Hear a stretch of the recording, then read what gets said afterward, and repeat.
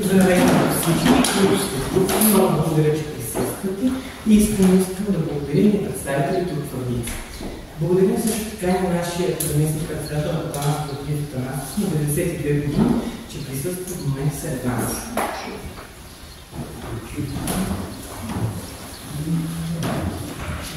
Днес в първо рамката на програмата ще ви запознаем с историята на Сърбия за 1944 година. Като ще следваме на хронологичен ред и ще ви покажа някои интересни неща, като на времето с протокола и приговор, в които се съхраняват част от документите.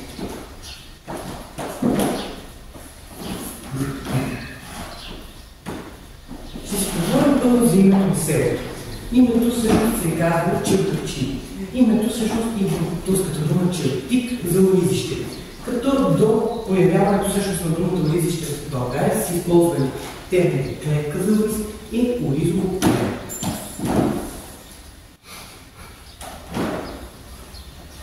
Оризищата обаче, които са главната част в това село, чрез които се изкарват тези хора, се намират северно от днешните татарски гробища. Татарските гробища се намират западно от село Изарин, в посока Кратовица, като те са всъщност в днешно време не чак толкова знайна местност, поради факта, че те са били едни от най-старите местности в землището на Изарин.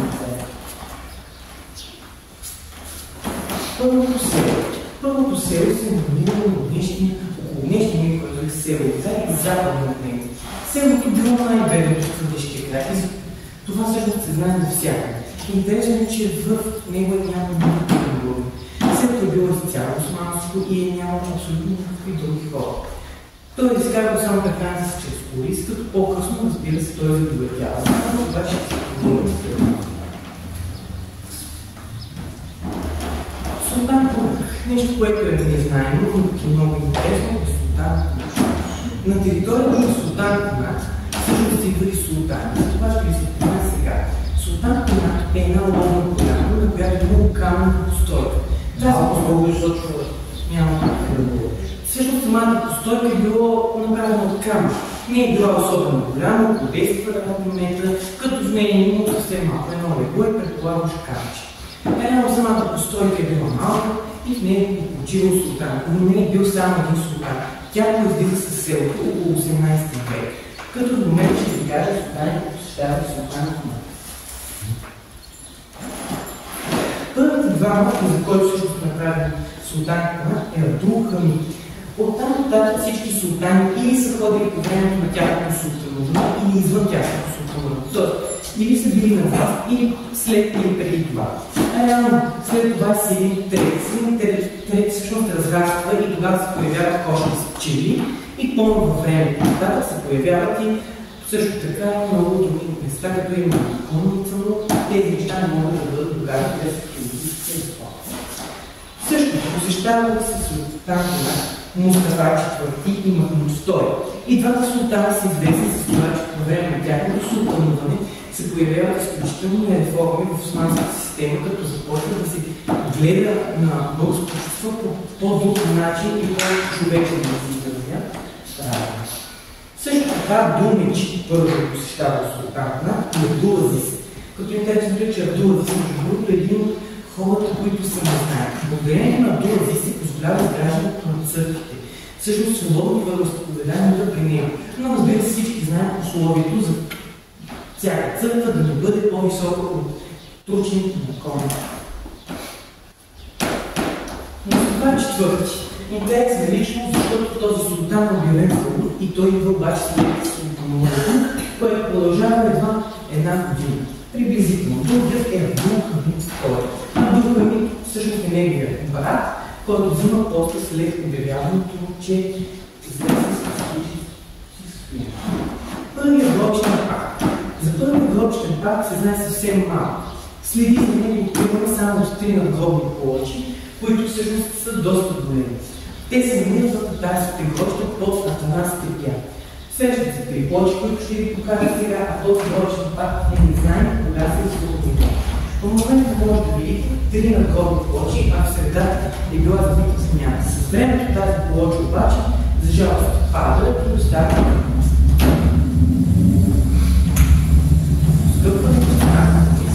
Една доста интересна тема, която за жалост доста често бива пренебрегната. По какъв начин се обогатява селото? Селото до момента има гробище, в което не е имало чак толкова много хора. И реално как идва за обогатяването? С големи суши, появяващи се през 1790 в Балканския полуостров или времето, когато влиза по скъпване. Реално вода почти няма, която да се използва за оризищата, а това е между отглеждане на ориза. Цените стават двойни и тройни, а с старите запаси, които биват продавани с времето, ориза по този начин, когато се продаде, тези имат повече пари. Това води и следващите точки, именно второто село. Второто село се сформира поради големите суши, които всъщност продължават да дават едва 20 години. Самите суши оказват голямо влияние върху цялото. Селото се мести в днешното местоположение и по-точно в днешните улици Георги, Димитър, Благоварица и Христо Ботев. Всъщност, самото село не е било изключително голямо, в него е имало гърмия и до него в непосредствена близост до Лодишен парк. Речното село е било пожарено. Заради това селото се разделя на две махалички. От едната страна на реката и от друга. Сведения за това намираме. Откъде? Реката се намирала между днешната улица Димитър, Благоевски и Благородици. Реално на някои места се открили пясък, което известен вид на Бог приема в почвения състав. Освен това, когато всъщност се разделя селото по този начин, в местността Веждата продължава тази улица и по този начин селото се разделя на махаличка по-бедна и по-богата. Втората махаличка всъщност се появява около 1840 година и именно заради това е в село Изаря много и празно Димитър. Димитър се е построена около 1820, като евентуално е завършена през 1825 в пълния вид. Реално тя е била с площ около 30 квадратни метра, като изцяло площа е била на днешната улица Георги Димитров. Това има сведение, че селото се намира именно там. Местността се знаела като Джимият, доварена на тази къща. В днешно време се откриват три фактора за нейното съществуване. Един от тях са две тухли в доварна къща, който се открива, когато е разбита мазилката с времето. Тези две тухли след малко ще покажа изграждането на Джимия с други тухли, като те са много наподобяващи. С времето обаче се откриват и други неща. При разрушаването на Джимията в почвата остава полоса, който до ден днешни се намира, а другото се открито с времето, когато се изграждала една къща. Около днешния тръвход в селото всъщност елементно е това парче на мрамор. Той е в главната къща и по-точно външно това. Самото парче, за жалост, не е в изследване, не може да се каже точно откъде е, но въпреки това виждаме, че ние в ниш. Виждаме и, разбира се, малки тухлички, извинете за това, но въпреки това е сведение, че не са се играли такива. В жените в Оди, повечето цяло се откриват тези мраморни плочи. Но тях най-често или изписват алак, защото те нямат нашите икони, а те се изписват с арабски символи. Реално, всеки по този начин се изглежда единствено представа. Керески пят. Интересното е, че за Керески пят това първото гробище на второто село. Първият гробищен парк също на второто село се е сформирал в продължението от 20 години. Около 1820-1840 години. Самият гробищен парк е бил доста малък и нямало повече от 50 гроба. Всъщност, реално сведение определено, че има гробове. До ден днешен там се срещат камъни наредени в елипсовидна форма и забити в земята, което разбира се предпоставка за гробище. Защото до момента не са се провеждали археологически разкопки и също това дали изобщо има кости е незнаемо. Мъртва могила. Интересна местност, която много често не се среща в картите и като цяло е незнаема, е мъртва могила. Местността Мусата, която е в село Изаря и е близо до местността Веждата и под нея се намира именно тази могила. Реално от името източи, че има нещо свързано с гробище. Именно е трето гробище. Неговото местоположение не е определено с абсолютна точност, което за жалост в днешно време би ни дало доста полезна информация. След освобождението, за жалост гробовете са отворени и сумирани техните близки и отново са занесени в Цариград и Бурса, където са повече изселници, но за това ще говоря след малко. Когато се изселват хората, взимат някои своите останки. Там в момента не остава нищо, защото има около 2-3 български гроба, но след появата на първия гробищен пакт в Оризари, също те израдят отново своите останки и се пренасят там. Априлското въстание. Нещо, което не е споменавано често, е изселването при Априлското въстание. Думата избухването на Априлското въстание в Копривщица се чува из цяла порода на България и масово из цялото села по безлюдно. В селото остават не повече от 30-40 души. Самото село е безлюдява с времето, като се продават на някои имоти. Априлското въстание носи друг рода на селото. Много от хората го допускат поради страстта, всъщност, че ще бъдат убити. Знаем отлично по време на Априлското въстание колко зверства се случват и това не е било предпоставката за напускането на самото село. И на път за Цариград и Бурса. В момента ще ви прочета едно предание, което се открива в интернет страницата на архивите на ОДН и е преведено от турски език. Назад вечер по течението на Тунджа бързо се приближава богати хората към мостът на Един. След малко ще ви покажа мост Един. Влезнаха в джамията до моста. След молитва, като излезнаха, ги питат отде идат. Един от Кърчиев в централен Коджа Балкан. И отиваме за Цариград и Бурса. След това оттеглиха към Цариград и Бурса по течението на реката. След малко ще ви покажа също как изглежда джамията и моста. В момента виждате на първата снимка мостът на Един. Той до 9 години си носи това име. След това виждате и самата джамия. За жалост тя е била завършена по времето на Втората световна, но не е било на половината и съвсем малко остана от оригиналната вид. Но въпреки това, главната загуба, която се е водила на молитвата, е сега. Турската освободителна война. Събитието, което поставя вече, разбира се, че тъчи на кръстопът и се налага да бъде изцяло почти изселен, е факт. На 24 април 1877 избухва Руско-турската освободителна война. В нея участват 185 000 руснаци, 56 000 сърби, 60 000 румънци и близо 8 000 българи, 3500 гърци. Те се борят за освобождението, като през цялото време напускат село османските жители. Приблизително от Априлското въстание до края на Руско-турската освободителна война, изключително немците, около 65% от населението се изсели. Предимно отиват в днешна Турция и повечето, честно се признаем, си изселват на друго село на територията на община Хартица. Само това се намира договор. Реално той предоставя селото бъде почти с около 20 души население в края си.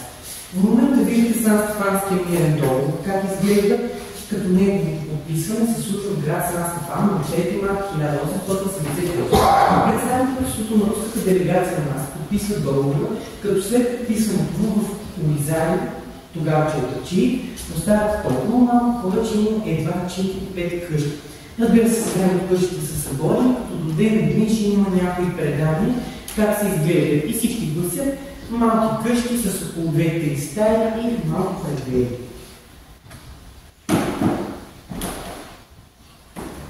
След освобождението период.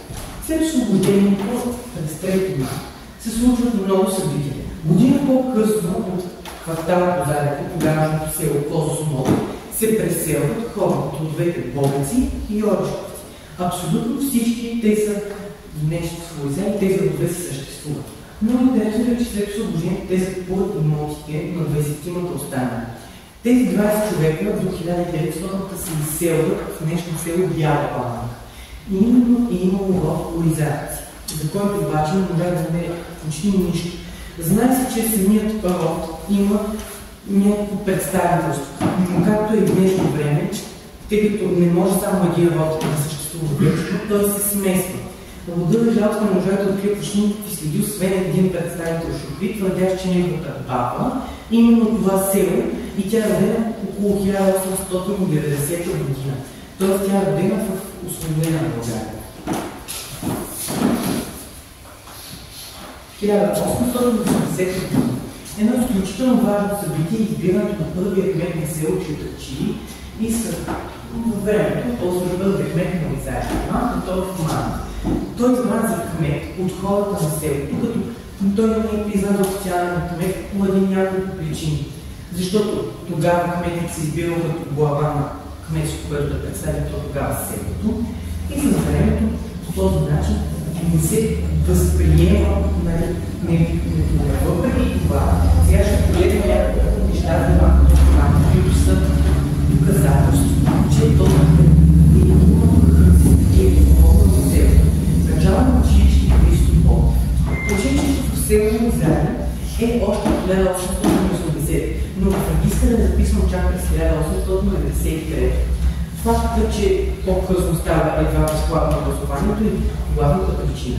Реално до 1929 година образованието се е плащало и тогава, ако искат да имат безплатно образование хората, или трябва кмет да помогне с този финансов ресурс, или самите хора да плащат на този учител. Началото на училище Христо Ботев се помещава през първата си година в малка къщичка, но е била съставена от 200 тип плет, измазана с кирпич и сламен покрив. Тези неща и тази документация намираме както след вписаната книга, така и в историческа справка по случай 100 годишнината на училище. Интересното е, че първи учител е Стефан Стоев от селото Основа. След което, разбира се, почва и интересната част. Жилин Митев, за който ще се говори след малко, втория кмет на Лизария, всъщност построява днешната сграда на училището и по-точно първата и стаичка. Сега малко за това. Какво се случва през 1881 година? По-късно училището се помещава в официална на Жилин Митев. Жилин Митев е бил изключително богат човек и затова има сведения. Той помещава училището, като през 1883 инициира проекта всъщност да се изгради самостоятелно сграда на училището и с времето, разбира се, тази сграда се представлява от училището на заведение. С времето обаче се пораждат и други проблеми в селото. Разбира се, сега ще ги оставя да се в някакво плана, които са интересни. Когато липсва финанс, всъщност учителите са били два тема. Интересното е, че учителя Коста Йовчев, за когото ще поговоря след малко, основава училищна библиотека и младежки и червен кръст през 1926 година. Училищната библиотека се е помещавала в сградата на училището, като самата библиотека се е финансирала както от него, така и от учениците в училището. Самата не се знае с колко книги е разполагала, но въпреки това знаем, че има библиотека в училището. Ето едно удостоверение, за да върши и второ отделение в училището. 1852 година. Кметът на Петров Романов, когато е всъщност на власт, се инициира следния проект. От село Читачи, село Лизария. Името е преименувано, като това е съгласувано с делегацията в България. Всъщност, какво се случва и през същата година? Село Лизария преминава в околие Новозагорска, област Стара Загора. Малко по-късно ще изгледаме нещо много интересно. 1891.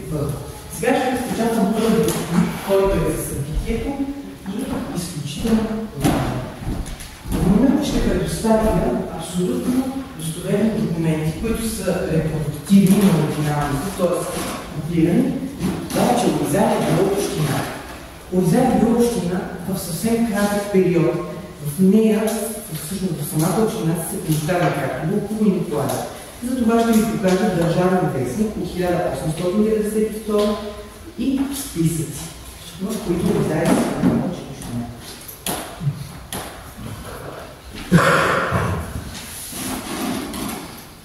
Списък на общините в княжество България. В този списък, на 132 страница, както гласи, всъщност Лизария е обявено за община. Сега обаче съм казал малко по-големено, за да види. Лизария е включена в общинския регистър през 1891 година. Като в държавен вестник година по-късно на 30 април излиза следната страница. На страница 13, когато го отворим, виждаме следният текст. В момента съм го говорил тук, но аз ще ви прочета напълно. Така. Оризарски участък с център село Оризаре се състои от селата Козлодуй, Конаре, Лупчи, Николаево, Ешевчи, Оризаре, Терезовец и Твърдица. Тези села обаче някои още носят своите имена от османския период. Сега ще ви обясня всъщност и откъде идва това. Сега, отварям и ви четем. Област е Червената. През 1906 повечето села са преименувани. И Кишча Близнец, като Жумали е сборище. Също така Козлодуй Лозарево, като Ешевчи и Николаево. Въпреки това, в Държавен вестник Николаево е вписано по два начина, като самото Николаево и Ешевчи. И е допусната грешка на време при издаването. Имаме Чълтъчи Оризаре, по принцип Терезовец Шивачево и Западния си остана Западния. А в Плевич е било Твърдица, но Твърдица смени своето име още при освобождението. Вестникът ще го предоставя напълно безплатно използване и в моята група в Facebook, както на доста места, ще предоставя този вестник. И той ще бъде за публично използван, който желава. Сега ще премина и към още неща, свързани с това, че Оризаре е било община, като за последно Оризаре е споменато, че община през 1895 година. През 1896 обаче не влизаме в регистъра на община. За жалост, Оризаре остава община само за няколко години, като абсолютно това влиза в историята. Не знаем факт, но интересен. Сега ще поговоря за Жени Минчев, който всъщност казва, че Оризаре няма как да бъде община, защото ние сме имали по-малък финансов бюджет спрямо в другите села. Твърдица има по-голям финансов ресурс, както Вълково и Николаево. Именно за това община Оризаре осъществува само 5 години пълен период. Жени Минчев е избрана за кмет на Оризаре през 1893 година. Именно той вписва и училището в регистъра, като изцяло кметството поема всички финанси по образование. Интересно също така е, че той и преди това помага, както спомена, при изграждането на сградата, като именно той помага за това само училище да се построи и да се възведат класните сгради. Жени Минчев пътува до 1900 година, когато всъщност той се оттегли от своя пост, но за крак. С времето той много се кандидатира и избран. И тук в момента ще уточним. Село Оризаре, който е Нова Загора, област Стара Загора, е било община в периода 1891-1895.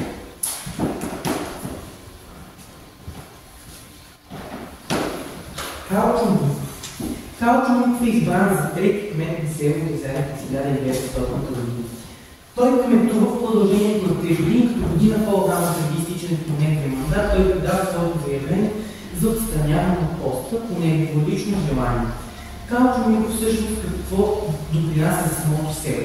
Както споменах, за времето си изравят останките на хората погребани в първото гробище. И именно по негово време се създава първото през 1900 година. Жени Минчев е подзапоследен за четвърти кмет на Оризаре след избори, като интересното е, че Жени Минчев отново допринася, но този път с лични финанси. Той кметува само 2 години във втория си мандат, което е забележително. Купува материали за училището и това е едно от ключовите неща. Жени Минчев помага по всякакъв начин на образователното дело в Оризаре. И именно заради това решава постоянно да помага с каквото може.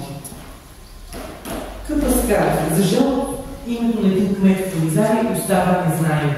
И въпреки това, Къпаскарев е един доста бурен човек за времето, като по негово време също се закупува материали за училището и почва да се купуват и учебници. За жалост, те са изборени за времето. Сега ще поговорим за кмет на съвсем малко, около продължение на една година, Мейко Кръстев. Мейко Кръстев е един кмет на Оризаре, който е бил доста умен и за времето си е бил с доста така, как да кажа, средното ниво на образованието е било само до четене и писане. Той обаче не може да добави по-така с българския език и именно той заради тази причина празен. Но обаче фирмата няма достатъчен финансов ресурс за изграждането на проекти, които е предвидил, които обаче и нещо трябва да граждат с няколко. И именно Мейко Кръстев се оттегля от поста поради факта, че няма достатъчно финансиране за осъществяване на неговите идеи. Иван Петров Манев. Той е избран отново за кмет и повторното му кметуване носи няколко неща. Две от тях са в селото се покажа реално стандарта поради факта, че се увеличава неговия бюджет, а тогава Оризаре вече почва да бъде в общината на Мичо. Документи за това също се намират в общинските регистри на Национално-статистически институт. Кметуването му продължава доста кратко, като въпреки една година кметуване, той ви принася в селото.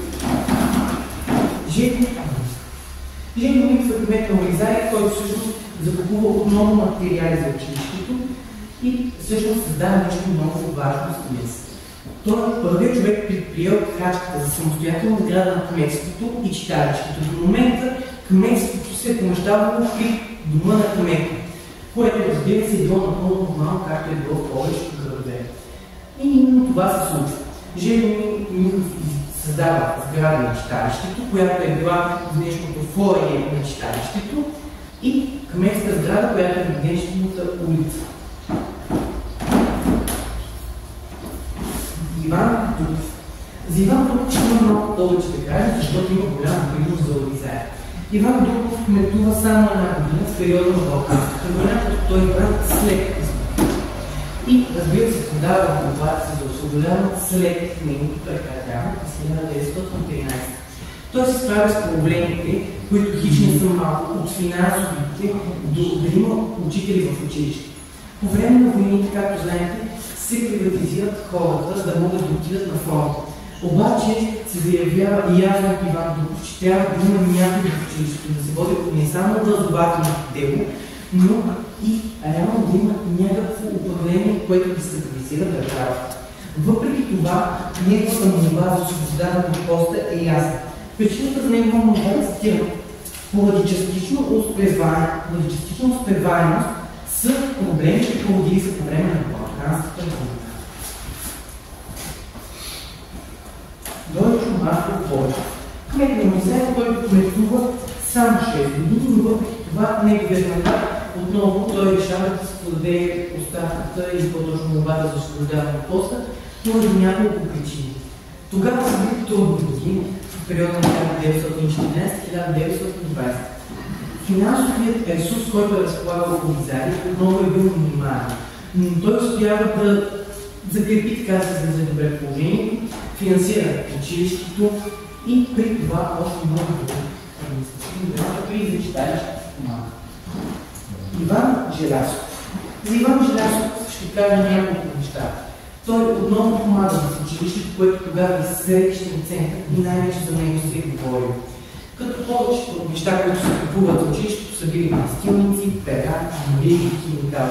В днешно време всеки има достъп до тези неща, но тогава са били изключителна рядкост. Атанас Желев. Атанас Желев е кметът, който предприема крачка с Коста Йовчев за създаването на самостоятелно сграда на читалище. На днешното читалище има друго, което е изградено в 1927 и 1928. Сега ще поговорим за читалището, кой е инициатора и какво всъщност се казва за самото създаване. Народно читалище е придобило 1928 година. Всъщност, какво имаме за читалище? За жалост, за читалището се знае малко, но въпреки това, през лятото на 1927 година започва изграждането на сградата, като тя е била малка и имало само един салон с малко предверие. Самата сграда всъщност е оборудвана с пейки и в нея се седяли. Предложение дава учителя Коста Йовчев, за който споменах, че е помогнал за създаването на училищна библиотека, както и за младежкия червен кръст. Името дава учителя Коста Йовчев, като е самословно съветен на Оризаре. Иван Кичиев. Иван Кичиев е кмет на село Оризаре в продължението на една година.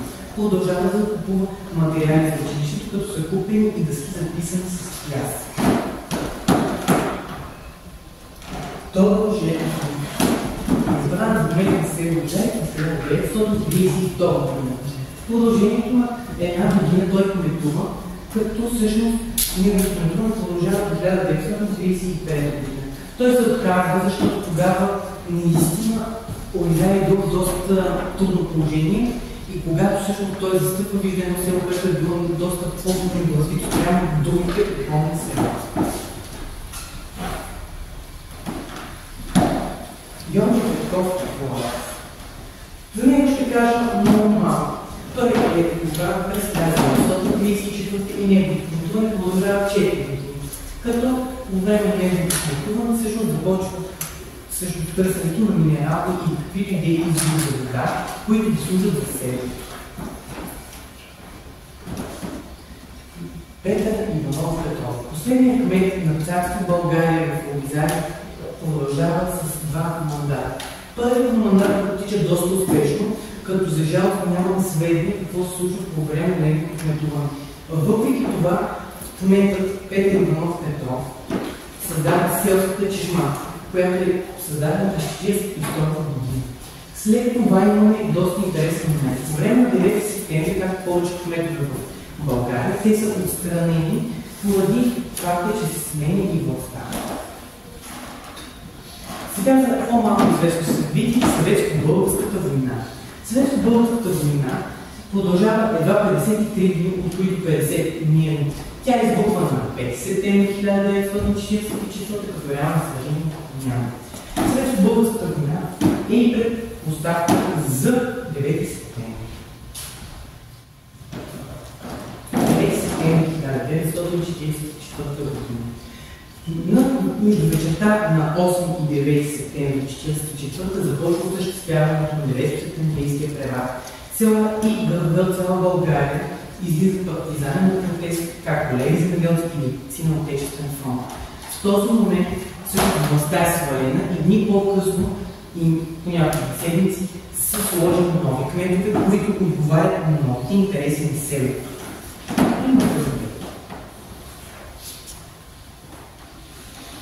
Кой Димов Иванов? Последният документ, който ще споменем, защото застъпва 1944 година, е Кой Димов Иванов. Той застъпва всъщност на поста, като е назначен тогава от Отечествен фронт. Той е първият кмет, който не е избран за селото, а е назначен. И така се случва. Благодаря за вниманието.